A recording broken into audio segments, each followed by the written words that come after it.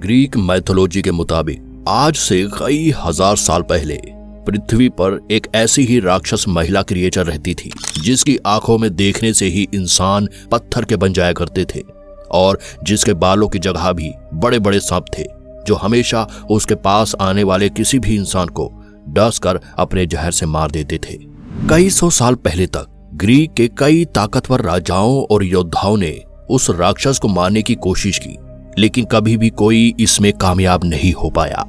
यहाँ तक कि जो उस राक्षस महिला को मारने गए भी वो कभी वापस लौट कर नहीं आए और वे सब उसकी आंखों की वजह से पत्थर की मूर्ति में बदल गए। तो दोस्तों, आज की वीडियो में हम एक ऐसी ही ग्रीक मैथोलॉजी की कहानी सुनाएंगे जिसे सुनकर आप काफी ज्यादा चौंक जाओगे, क्योंकि इस कहानी में एक सुंदर लड़की को बिना उसकी गलती के एक ऐसी सजा दी जाती है जिसकी वजह से वह एक बदसूरत और भयंकर राक्षस बन जाती है। यह कहानी है मेड्यूसा नाम की लड़की की।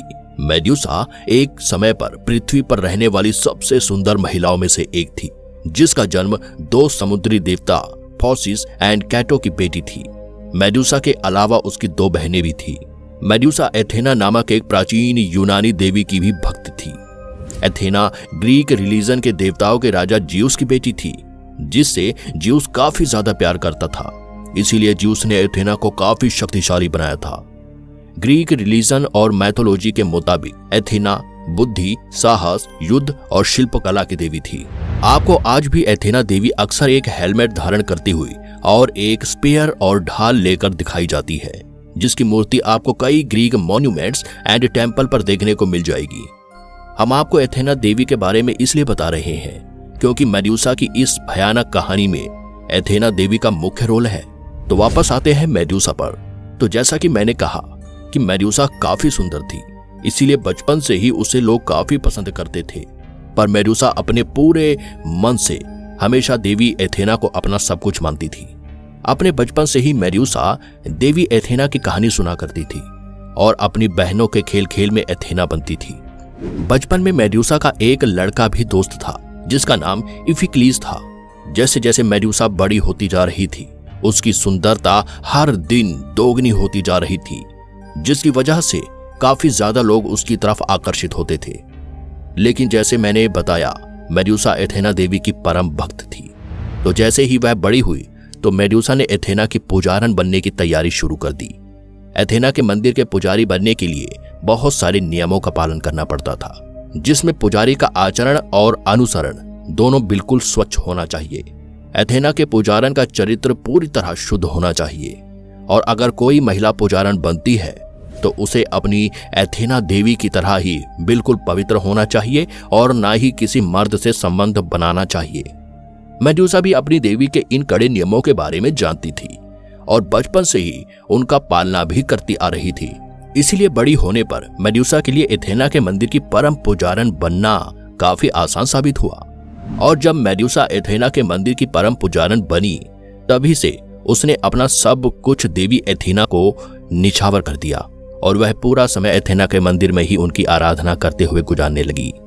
देवी एथेना भी मेड्यूसा के इस परम भक्ति भाव को देखकर काफी प्रसन्न रहा करती थी।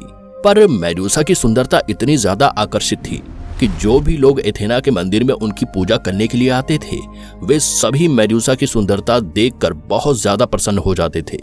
धीरे धीरे जब मेड्यूसा को मंदिर में कुछ टाइम बीत गया तो लोगों ने अपने भोलेपन से यह बोलने का साहस किया कि मेड्यूसा देवी एथेना से भी ज्यादा सुंदर है और मेड्यूसा के सुनहरे बाल तो एथेना के बालों से कहीं ज्यादा आकर्षक है, जो मेड्यूसा की सुंदरता में चार चांद लगाते हैं।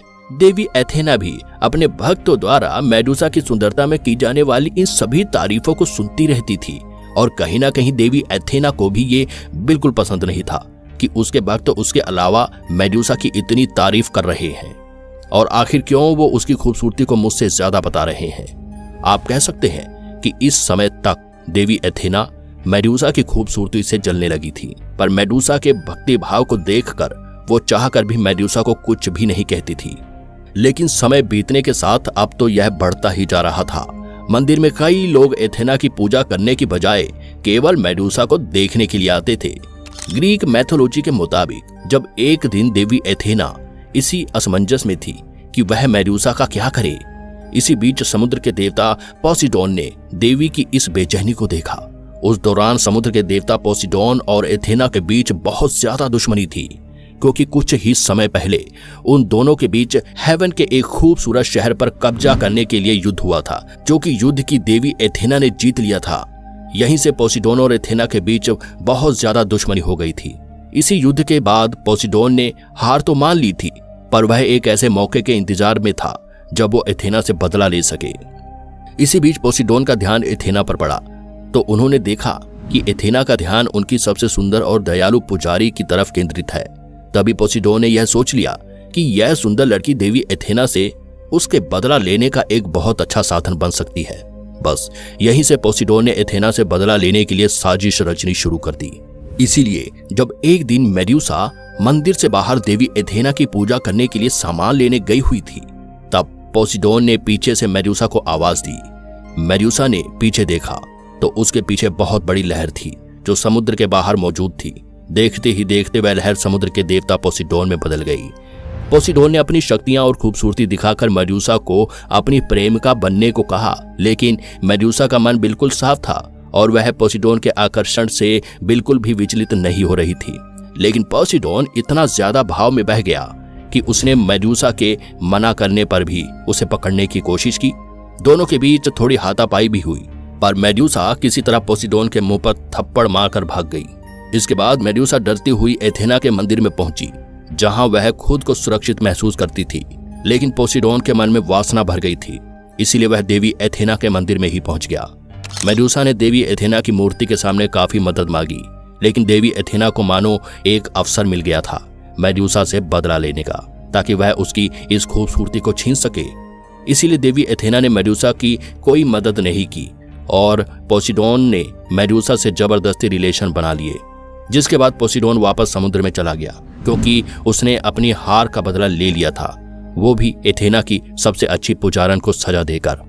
जिसके जाने के बाद एथेना ने मूर्ति से एक देवी का रूप लिया और मेडूसा को अपने आप को और मंदिर को आप पवित्र करने के लिए दंड देने का फैसला किया, जिसमें सही मायने में देखा जाए तो मेडूसा की कोई गलती नहीं थी। पर जो भी हो, एथेना ने मेडूसा को एक श्राप दिया, जिस श्राप के चलते मेडूसा जिस भी व्यक्ति को देखेगी वह पत्थर का बन जाएगा। और जिन सुंदर बालों की वजह से मेडूसा बहुत ज्यादा आकर्षित लगती थी, उन बालों को जहरीले सांपों में बदल दिया, जैसा कि आपने कई हॉलीवुड मूवीज में भी देखा होगा। जब उसको यह श्राप मिला तो वह मंदिर के एक कोने में जाकर रोने लगी। तब उसके दोस्त उसे ढूंढते ढूंढते उसका रोना सुनकर वहां तक पहुंच गए जहां पर मेडूसा रो रही थी। लेकिन मेडूसा चाह कर भी अपने दोस्तों को नहीं देख पा रही थी, क्योंकि अगर वह ऐसा करती तो उसके सबसे प्रिय दोस्त भी पत्थर के बन जाते। लेकिन जब उसमें से एक दोस्त ने मेडूसा के कंधों पर हाथ रखा तो उसके बालों में जो सांप थे उन्होंने उसके दोस्त के हाथ पर काटा, जिसके बाद मेडूसा अचानक से पीछे घूमी, जिसके कारण उसका प्रिय मित्र इफिक्लीज पत्थर बन गया। इसके बाद मेडूसा अपने दोस्त की पत्थर की मूर्ति से गले लगकर बहुत रोने लगी। कुछ लोगों ने एक दूसरे को उस भयानक सांप के बालों वाली प्राणी के बारे में बताया और कई लोगों ने मेडूसा का शिकार करने के लिए एक रणनीति बनाई, जिसमें कहा गया था कि जो भी व्यक्ति मेडूसा का शिकार करेगा उसको बहुत बड़ा इनाम दिया जाएगा। हालांकि मेडूसा को किसी भी व्यक्ति को चोट पहुंचाने का इरादा नहीं था, बस वह खुद को बचाना चाहती थी। इसीलिए उसने एक ऐसी जगह में छुपने का फैसला किया जहां पर कोई भी नहीं आता था। लेकिन लोगों ने मेडूसा को वहां भी चैन से रहने नहीं दिया और कई बड़े राजाओं और योद्धाओं ने उस पर आक्रमण किया, लेकिन मेडूसा ने उन सबको पराजित कर दिया और वहां से भाग गई। धीरे धीरे मेडूसा का खौफ बढ़ने लगा और अब दुनिया की सबसे खूबसूरत महिला के नाम से जानी जाने वाली मेडूसा अब दुनिया के सबसे खतरनाक राक्षस के रूप में जानी जाने लगी, जिसका खौफ देवताओं तक फैल चुका था। इसीलिए कई देवताओं ने मिलकर समय समय पर अपनी शक्तियां देकर भी कई योद्धाओं को मेडूसा को मारने के लिए भेजा, लेकिन कोई भी कामयाब नहीं हो पाया। इसी बीच मेडूसा देवी एथीना की भी भक्ति करती रही और श्राप मिलने के बावजूद उसने देवी एथीना से अपनी आस्था कभी नहीं छोड़ी। अब तो देवी एथीना को भी यह देखकर अपने किए पर पछतावा होने लगा कि कैसे एक देवी होने के बावजूद वह एक इंसान की खूबसूरती और प्रेम भाव से जल गई और उसने जरूरत पड़ने पर अपने भक्तों की मदद करने की बजाय उल्टा उसे बिना किसी कारण श्राप दे दिया। इसीलिए कहा जाता है कि एक दिन देवी एथीना ने अपनी खुद की ढाल देकर ज्यूस के नाजायज बेटे परस्यूस को मेडुसा को मारने के लिए भेजा ताकि वह इस नरक भरी जिंदगी से मेडुसा को मुक्त कर सके। कहा जाता है कि परस्यूस जब मेडुसा को मारने के लिए उसके पास पहुंचा तो उसके हाथ में देवी एथीना की ढाल देखकर वह समझ गई कि एथीना ही अब उसे इस जिंदगी से मुक्ति दिलाना चाहती है।